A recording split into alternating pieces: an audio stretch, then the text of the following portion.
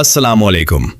20 अक्टूबर 2011 तारीख का एक ऐसा दिन जिसने लीबिया की काया ही पलट कर रख दी थी। बादशाहों जैसे महल्लात में रहने वाला शख्स एक सेवरेज लाइन में छप कर बैठा है। आसमानों पर उसे दुनिया की ताकतवर फौज तलाश कर रही है और जमीन पर उसके बागी उसे पागलों की तरह ढूंढ रहे हैं। और फिर उसे एहसास हो गया कि अब मेरी जिंदगी का सूरज डूब चुका है। और फिर आखिर उसे मौत ने दबोच लिया, मगर मरते वक्त उसकी जबान पर एक ही लफ्ज था, तुम बहुत बड़ी गलती कर रहे हो। और इसी गलती का खमियाजा आज तक लीबिया भुगत रहा है। बाकी ममालिक ने उसको इस तरह तबाह कर दिया जैसे कोई खिलौना हो। तब यहां पेट्रोल पानी से भी सस्ता था और उसका पासपोर्ट पूरी दुनिया पर राज करता था। मगर आज उसकी ये हालत कर दी गई है कि कोई उसे देखना भी पसंद नहीं करता। मगर आज की वीडियो में हम आपको इस मुल्क की दूसरी साइड बताएंगे, जिसमें आपको उसकी तारीख, खूबसूरती, यहाँ के लोग कैसे रहते हैं, कैसे एक आदमी की वजह से इस मुल्क की मईशत तबाह होकर रह गई कि फिर दोबारा ऊपर ना उठ सकी। आज लोग कैसे रहते हैं, मुअम्मर कज़्ज़ाफ़ी के साथ आखिर क्या बना था, और इसके अलावा आपको इस मुल्क के हर उस राज और हकायक से आगाह करूंगा जिसको सुनकर आप लोग हैरान रह जाओगे। इसलिए वीडियो को एंड तक जरूर देखें और हमारे चैनल आइस ट्रैवल गाइड को अभी से सब्सक्राइब कर लें। तो चलिए चलते हैं लीबिया की तरफ। लीबिया का सरकारी नाम स्टेट ऑफ लीबिया है और ये शुमाली अफ्रीका में वाक़े एक अहम मुल्क समझा जाता है। हैरत की बात यह है कि लीबिया के पास अफ्रीका के सबसे बड़े तेल के ज़खायर मौजूद हैं, जिसने एक वक्त में उसे बेहद अमीर मुल्क बना दिया था। इस मुल्क की आबादी तकरीबन 68 लाख के करीब है। इसी वजह से ये आबादी के लिहाज से दुनिया में काफी पीछे आता है।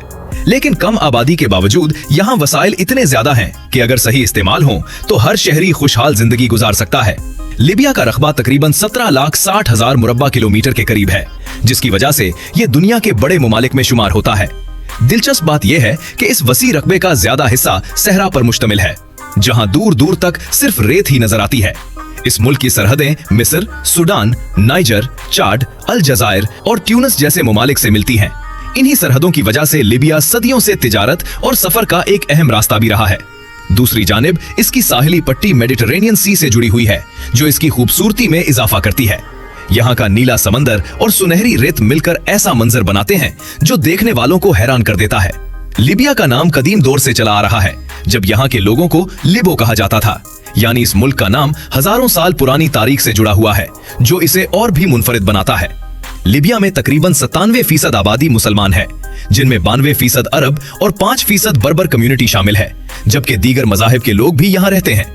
दिलचस्प बात यह है कि इतनी बड़ी मुस्लिम आबादी होने के बावजूद यहाँ सकाफत में अरब और अफ्रीकी दोनों रंग वाज़े नजर आते हैं। इस मुल्क का दारुल हुकूमत ट्रिपोली है, जो समंदर के किनारे वाक़े एक अहम शहर है। ये शहर अफ्रीका और यूरोप के दरमियान एक गेटवे समझा जाता है, क्योंकि यहाँ से यूरोप का फासला निस्बतन कम है। कई लोग इसी शहर से गैर कानूनी तरीके से यूरोप जाने की कोशिश करते हैं, जिसे आम जुबान में डंकी कहा जाता है। हकीकत यह है कि यह सफर इंतहाई खतरनाक होता है और हर साल बहुत से लोग समंदर में अपनी जान से हाथ धो बैठते हैं। लीबिया की तारीख हजारों साल पुरानी है, जब ये इलाका ज़रख़े ज़मीनों और खेती बाड़ी के लिए मशहूर था। आज ये इलाका ज्यादातर सहरा में तब्दील हो चुका है, जो मौसमी तब्दीलियों और वक्त के असरात को जाहिर करता है। सबसे पहले यहाँ बर्बर कबाइल आबाद हुए, जो इस खित्ते के कदीम तरीन बाशिंदे माने जाते हैं। यही बर्बर कल्चर आज भी लीबिया की रिवायात और जबान में कहीं ना कहीं जिंदा नजर आता है।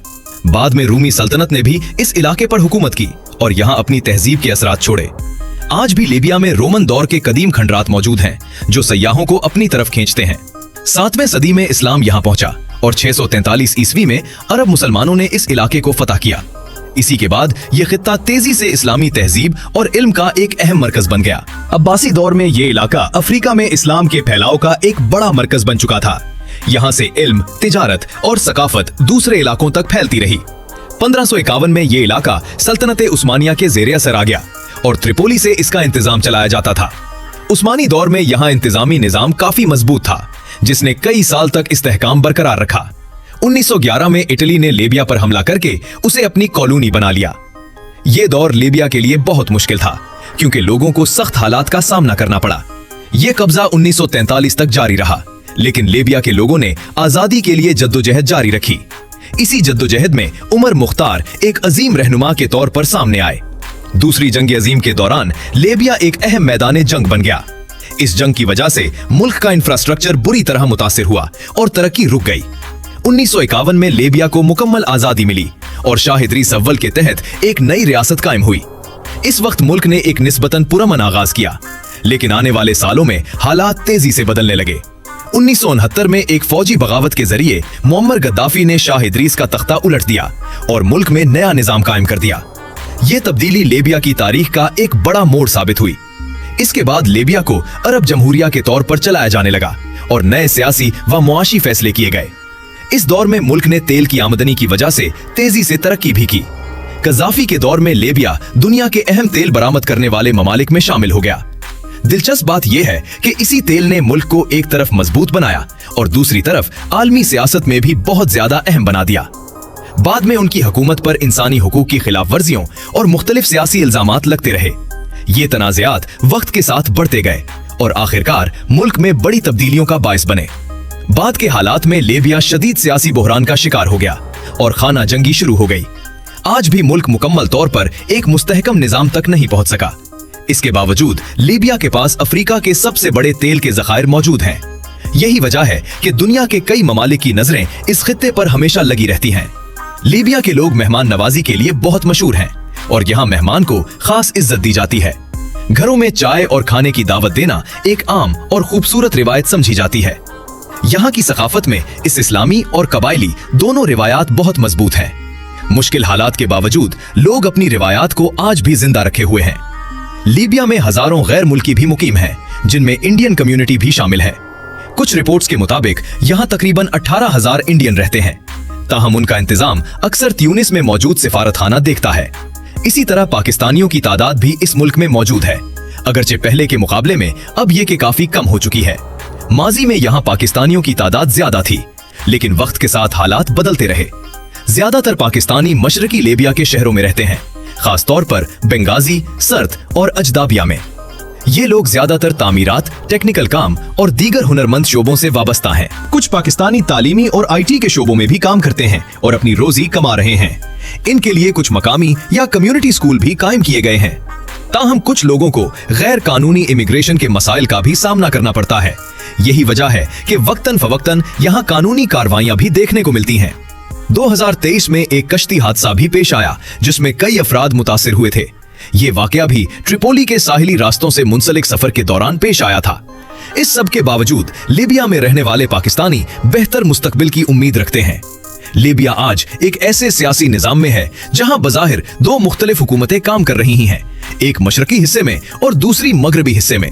दिलचस्प बात यह है कि मुल्क में स्टेबिलिटी और यूनिटी जैसे नाम तो मौजूद हैं, लेकिन असल सूरत हाल आज भी मुकम्मल यकजहती से दूर है। मशरकी हिस्से में जो हुकूमत कायम है उसे गवर्नमेंट ऑफ नेशनल स्टेबिलिटी कहा जाता है, जिसके सरबराह उसामा हम्माद हैं। ये निजाम मुल्क के एक बड़े हिस्से को कंट्रोल करता है और वहां इंतजामी उमूर चलाता है। दूसरी तरफ मगरबी हिस्से में गवर्नमेंट ऑफ नेशनल यूनिटी मौजूद है, जिसकी क़यादत अब्दुल हमीद दबेबे कर रहे हैं। ये सूरत हाल जाहिर करती है कि एक ही मुल्क में दो अलग इंतजामी ढांचे काम कर रहे हैं। लीबिया की मईशत का इन्हिसार बड़ी हद तक तेल पर है और इसकी GDP तकरीबन $50 बिलियन के आसपास बताई जाती है, लेकिन आम लोगों की आमदनी और रोजगार के हालात वक्त के साथ काफी मुतासिर हुए हैं। यहाँ इस्तेमाल होने वाली मरकजी करेंसी लीबियन दीनार है। दिलचस्प बात यह है कि इस करेंसी की कदर वक्त और हालात के मुताबिक मुख्तलिफ रहती है। मुल्क में सबसे ज्यादा बोली जाने वाली जबान अरबी है, जबकि कुछ इलाकों में अतालवी जबान के असरात भी देखने को मिलते हैं। ये इस बात की निशानी है कि लीबिया की तारीख मुख्तलिफ तहजीबों से जुड़ी हुई है। माजी में लीबिया एक अहम सियाहती मुल्क भी था, जहां लाखों लोग हर साल आते थे, लेकिन मौजूदा हालात की वजह से सयाहत में वाज़ेह कमी देखने को मिली है। सयाह ज्यादातर ट्रिपोली का रुख करते हैं, जहां अब भी पुराने दौर की झलक नजर आती है। इस शहर की गलियां आज भी तारीख को अपने अंदर समोए हुए हैं। ट्रिपोली में आपको जदीद इमारतें कम और पुराने तारीखी ढांचे ज्यादा नजर आते हैं। यहाँ इस्लामी सकाफत और कदीम अरबी तर्ज जिंदगी वाज़ेह तौर पर महसूस होता है। इसी शहर में रेड कैसल ऑफ ट्रिपोली एक बहुत अहम तारीखी मकाम है, जो शहर की शनाख्त समझा जाता है। ये किला सदियों पुरानी तारीख का गवाह है। इस कंट्री के लोग मछली बहुत शौक से खाते हैं यहाँ आपको मछली मार्केट भी बहुत बड़े पैमाने पर नजर आएगी। कर्नल कज़ाफी के दौर में लिबिया को एक बहुत मुख्तलिफ अंदाज में चलाया गया। ये वो वक्त था जब मुल्क में तेल की आमदनी को बराह रास्त अवामी मंसूबों पर लगाया जाता था और रियासती निजाम काफी मजबूत दिखाई देता था। कहा जाता है कि मुअम्मर गद्दाफी गरीब घराने में पैदा हुए थे, लेकिन बाद में वो मुल्क के ताकतवर तरीन रहनुमा बन गए। उनकी जिंदगी और इक्तदार दोनों ही लिबिया की तारीख में एक बड़ा बाब समझे जाते हैं। उनके दौर में तेल से आने वाली आमदनी को तालीम और सेहत जैसे शोबों में इस्तेमाल किया गया। इसका असर ये हुआ कि मुल्क में तालीमी शरह में वाज़े इजाफा देखने को मिला। इस वक्त लिबिया में फ्री मेडिकल सहूलियात और मुफ्त तालीम का निजाम भी मौजूद था। ये एक ऐसा मॉडल था जिसकी मिसाल उस दौर में कम ही मुमालिक में मिलती थी। तालीम की शरह जो पहले कम थी वो वक्त के साथ बेहतर होकर काफी बुलंद सतह तक पहुंच गई। ये तब्दीली मुल्क की सोशल डेवलपमेंट में एक अहम कदम समझी जाती है। कारोबारी अफराद को बगैर सूद के माली मदद देने की पॉलिसी भी मुतारिफ करवाई गई। इसका मकसद मकामी मईशत को मजबूत करना और लोगों को खुद कफील बनाना था। आखिर में यही कहा जा सकता है कि लिबिया की तारीख बहुत पेचीदा और मुख्तलिफ अदवार पर मुश्तमिल है। यहाँ तरक्की, बहरान और तब्दीली सब कुछ एक साथ नजर आता है। दोस्तों, ये थी आज की हमारी मालूमाती और दिलचस्प वीडियो। आपको वीडियो कैसी लगी कमेंट्स में जरूर बताइएगा और नए आने वाले दोस्तों से गुजारिश है हमारे चैनल को सब्सक्राइब और लाइक जरूर कीजिएगा। अगली वीडियो तक अल्लाह हाफिज।